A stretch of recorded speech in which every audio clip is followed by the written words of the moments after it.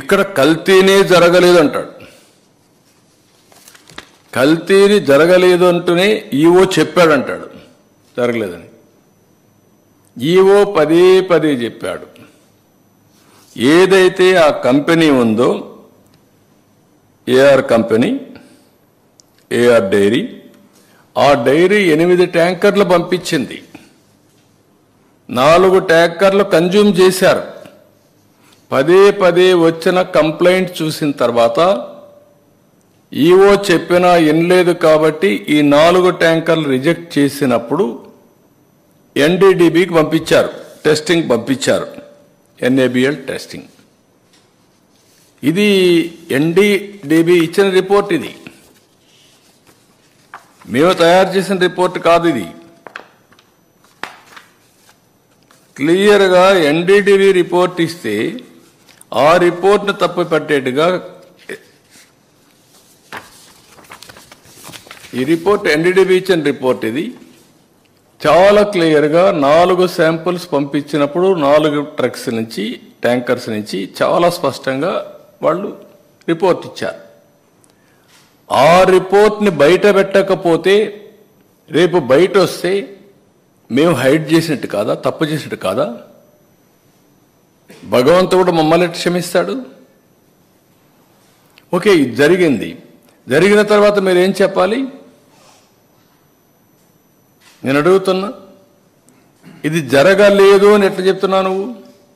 అదే సమయంలో మీరు ఒకసారి చూస్తే ఇవి జరిగింది, ముందు జరిగింది ఆగస్టు 10 తర్వాత పవిత్ర ఉత్సవాలు చేస్తారు వాళ్ళు. తెలుసో తెలియకుండా దోషాలు జరుగుంటే క్షమించమని దేవుణ్ణి కోరుకుంటూ ఒక ఉత్సవాలు చేసి అలాంటివన్నీ కూడా ఇచ్చేయడం కోసం, పవిత్రతను కాపాడడం కోసం ముందుకు పోతారు. ఇది జరిగిన తర్వాత మళ్ళా అలాంటి ఉత్సవాలు అవసరం లేదు, జరిగింది విన్నాము కాబట్టి ప్రోక్షణ చేయాలి అని శాంతి యాగం చేశారు 23వ తారీఖున మొన్న. ఇవన్నీ జరిగితే పదే పదే ఈవో చెప్పలేదు అనే విధంగా మాట. ఈవో ఎక్కడ చెప్పలేదండి? నేను తప్పు చేశానని మాట్లాడుతున్నాడు. నేను ఎక్కడ తప్పు చేశానండి?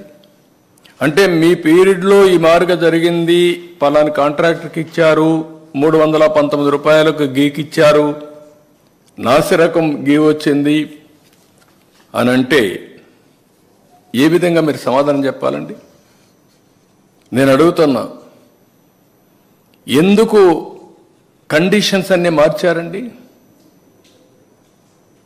టెండర్ పిలవడానికి ఎందుకు కండిషన్స్ మార్చారో సమాధానం చెప్పండి.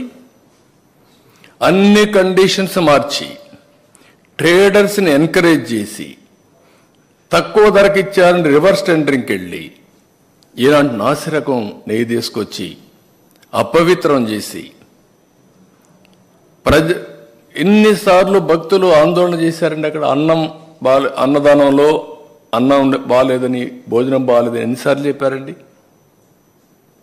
అదే మాదిరిగా రూములు బాగాలేవని ఎన్నిసార్లు చెప్పారండి? ప్రసాదం బాగాలేదని ఎన్నిసార్లు డెమాన్స్ట్రేట్ చేశారండి? అలాంటి నాసిరకమైనటువంటి పదార్థాలను వాడి ఇలాంటి తప్పుడు పనులు చేసి ఇప్పుడు మాట్లాడుతూ ఇవన్నీ కూడా